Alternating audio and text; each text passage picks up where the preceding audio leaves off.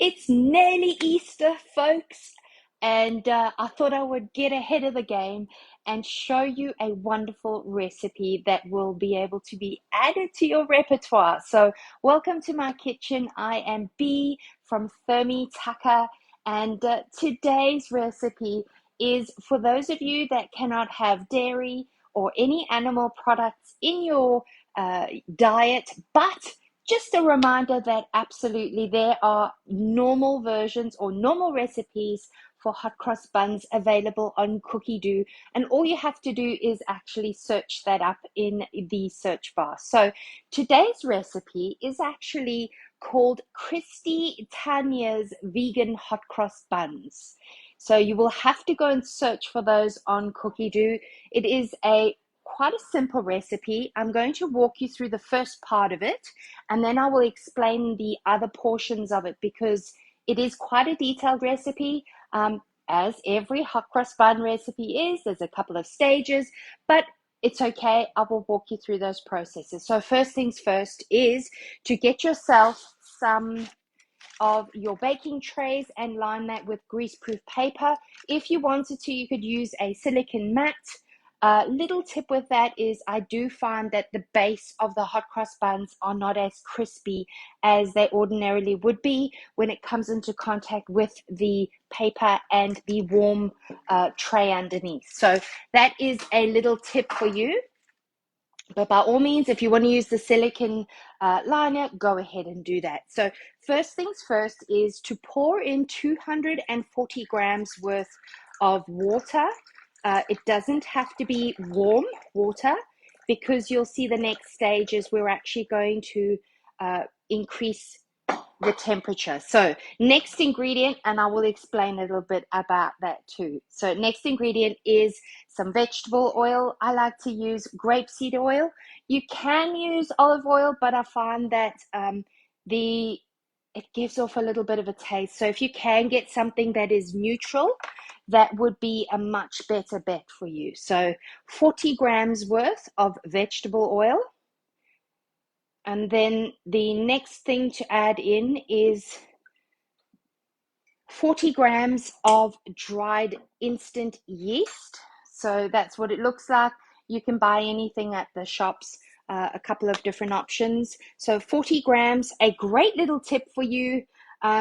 I know it's usually 2 teaspoons. If you wanted to, you could pull up your scales at the top right-hand corner and call up your scales that way by touching the 3 horizontal dots and then weigh that in there. But I do know that's what it is. I might just add in a little bit extra of a half of a spoon just in case. And a lovely little tip for you is try not to add your yeast onto where your blade is, the silver part that will stick up above the water, because obviously then it's not in the water. So let's put that on, and this will be for 2 minutes on 37 degrees Celsius and speed number 2. So just while that is happening, I will explain a little bit about the heat and the reason why this step is actually really important. So I don't know if you are aware of the fact that you should keep your yeast inside your fridge to maintain its freshness. An alternative is to actually put it in your freezer if you have a bigger stash worth of that, and then pull it out of the freezer and then keep it in your fridge. Reason being is because heat will actually kill your yeast. Or I should say, if you have it in heat for a long period of time, it will destroy the yeast. So when you go to use it, it's not going to do very well. So the reason you include the heat, so the 2 minute cook time or increasing of the heat of the water, is because you want to make sure that your yeast is going to bloom. So in other words, when you're adding the other ingredients into the recipe, it's going to activate a lot quicker. In this specific recipe, there's actually not a step to do your first proof in this vegan recipe. And what it entails when you see a proof of your anything that you're adding yeast to, it's essential that you actually do the first proof of 45 minutes to 1 hour where you actually let it rise and increase. So the gluten or the yeast and the gluten from the flour actually work. Then what you will do is the second portion is break that down, fold it or manipulate that bread into what you would like it to be. So for example, your hot cross buns, roll them up and then do the second proof. And that's the secret to having soft bread or any pastries like that when it comes to using yeast and flour. All right, so the next part we're going to do is add in 40 grams worth of caster sugar. So it's usually about 2 big tablespoons worth. And I've got my teaspoon here, so I'm going to be a little bit slower. So 40 grams worth. What that does is give a little bit of sweetness and also feed your yeast. So there we go. Place that on, and then what we're going to do is 40 seconds, also at temperature 37 degrees Celsius, and then speed 2. So the same concept. Now, I don't know if you're aware, but yeast loves to have not just heat, but it needs to be fed. And the way that you feed yeast is by using a small amount of sugar. You don't have to go too crazy. We will be adding other elements into the hot cross bun that will help with the flavoring of it. If you prefer your hot cross buns with chocolate or anything like that, that will make it a lot sweeter, you can have a look at some Cookidoo recipes for that. And my children love those. Sometimes I will just make the traditional one and stash in a bit of the chocolate chips, and they love that instead of doing the raisins. So, all right, the next part of this recipe is to add in your flavor. So your salt, I'm going to put a teaspoon of salt.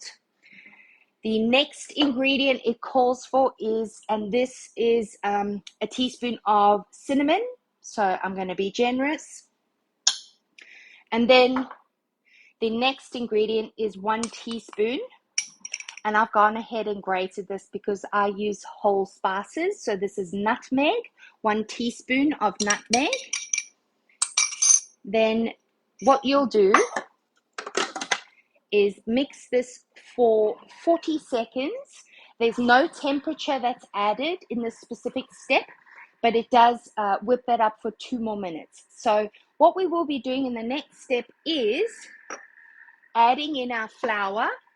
So I have some baker's flour. A really important thing for you to bear in mind whenever you're making a bread type of recipe is utilize a strong flour. I don't know if you've ever heard of that. A baker's flour, the reason we call it a strong flour is it has a larger amount of protein. So it means that it will be able to work with that yeast and then obviously grow in size.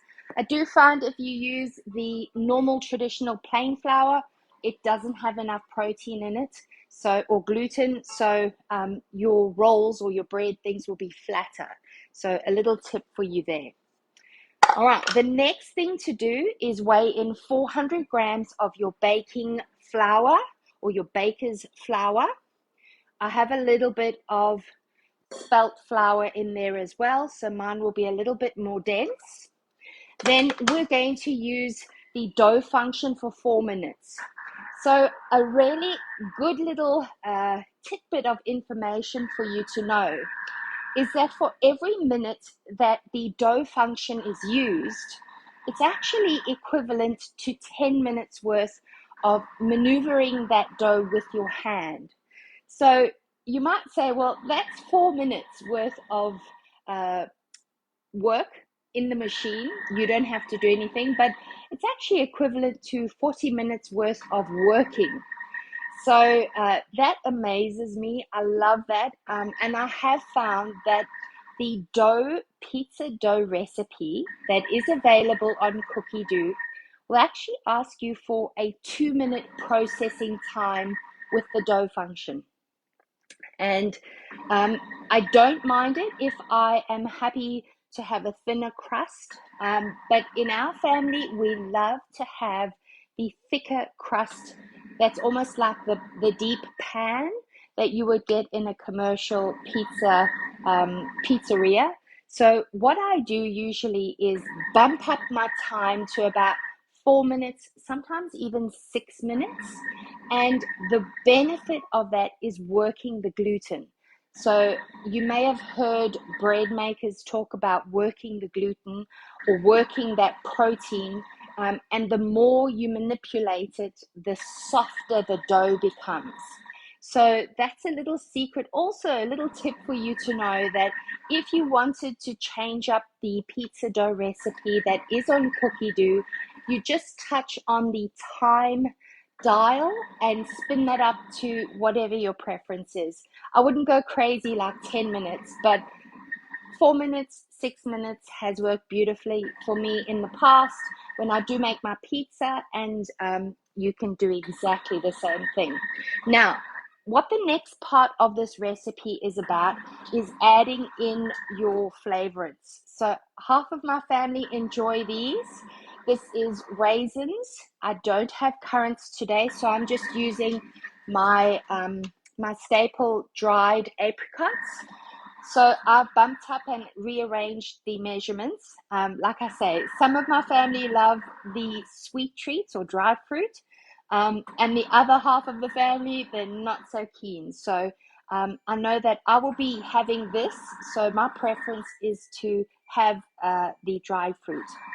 So a little tip for you also, for those of you that are looking at not having too many preservatives in your food, is that I don't know if you're aware, but any type of dried fruit, if it's not organic, usually has sulfur dioxides in them, because they have to preserve them very well. And the way to do that, obviously, is to pump them full of chemicals. So when you see an apricot that looks like this and it's not orange, the reason is because it doesn't have the sulfur dioxide in. So the ones that you traditionally will see in the store does have the sulfur dioxide in it. So if you are allergic or you're trying to stay away, in my case, I'm anaphylactic, so I cannot eat that at all. But I have found these are a wonderful, wonderful sweet treat. I actually have these every single day with my breakfast, and they are a wonderful thing to add to your pantry and have as a staple around, so that it gives you something sweet to eat. So that's why my bowl doesn't look like it has orange speckles in it. I've gone ahead and cut those in, because you'll see the measurements now that we'll be using. It's 150 grams of sultanas or raisins, and then 40 grams worth of dried currants, then 90 grams worth of your dried apricots. Now, before I actually process or put that in, I'm going to show you, this is what the dough looks like. It's lovely and warm. It is a little bit sticky. It smells so good. I love the smell of dough, the smell of bread. It's the best. So I'm going to put in my dried fruit. And again, you'll notice the next step is to process that for 2 minutes on the dough function again. So while that's going, let me just wash my hands.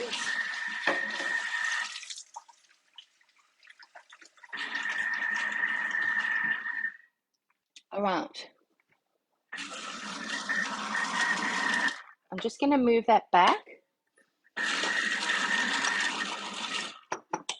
And it's going to ask you for a bread mat. So a silicone mat that you can actually work with the dough. And I'm just going to explain, if you don't have one of these and you would like to get your hands on one, it is actually a host reward as for Thermomix in Australia. So if this is something that you would be interested in, please let me know, and I will be happy to arrange with you a little demo with 2 or 3 of your friends, and we can make something delicious together, and you will be able to have a discounted silicone mat, which in my house, this has been indispensable. This is actually, I think, my 3rd one that I've had. They last a long time, but because I use it so much, It really is one of my best tools in the kitchen. And I will explain a couple of things as we're going. Some people, they don't like to touch dough. And this is a wonderful addition to your kitchen repertoire, where you can actually use the mat itself to manipulate and create that whatever you need to create. So your roll-ups, your bread, sausages, I suppose you can say, for your loaf. You can put that straight into your loaf tin and let it do the second prove, because you can actually use this when you tip out the dough, and you'll see now what I'm talking about. You can tip that out and just wrap it in this and actually put that aside. So it will actually,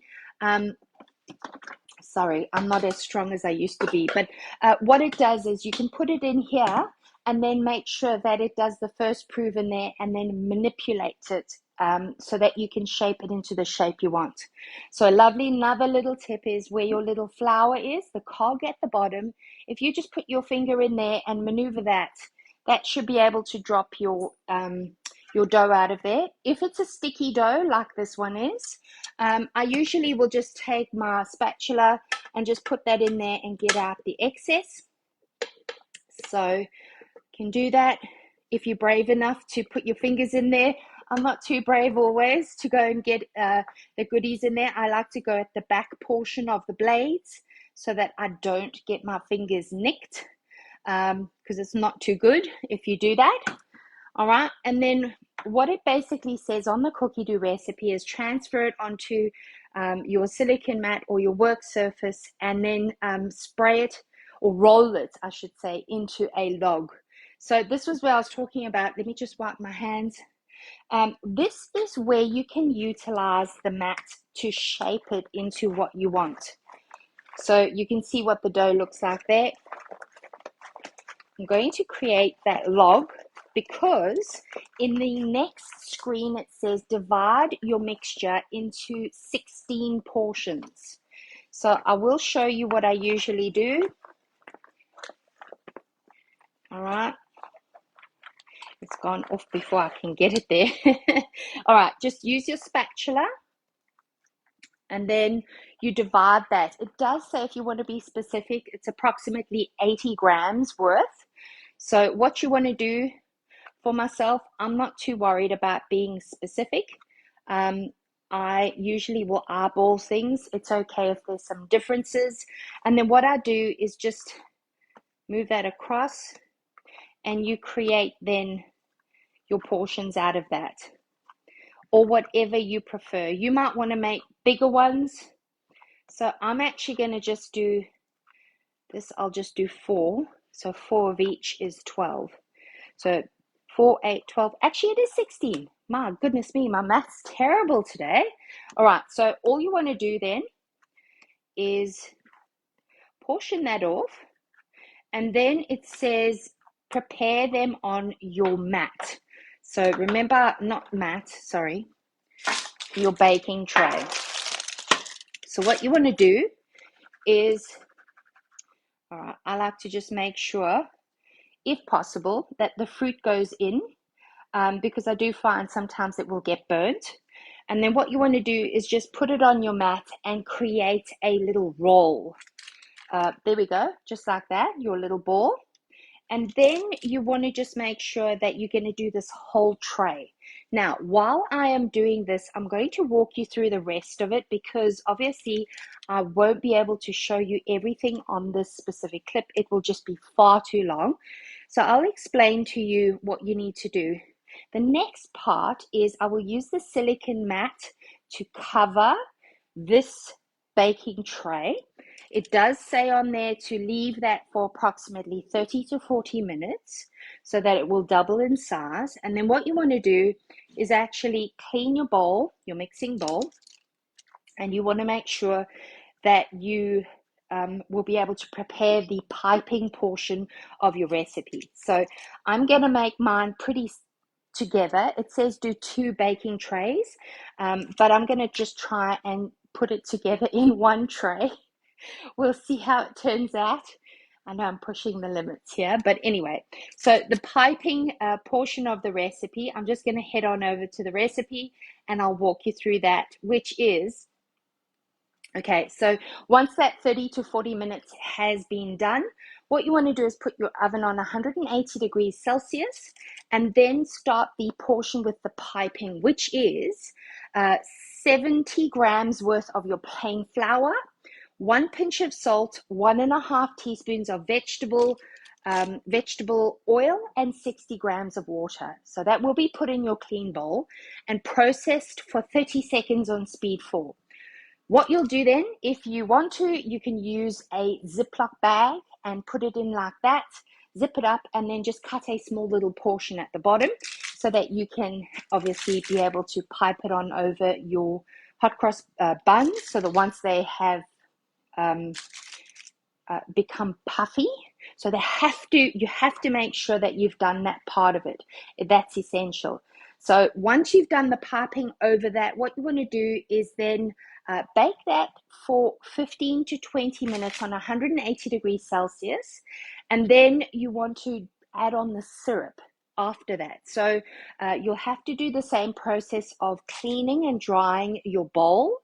And then what you want to do is add in the syrup, which is 50 grams worth of water, and then 50 grams of your sugar.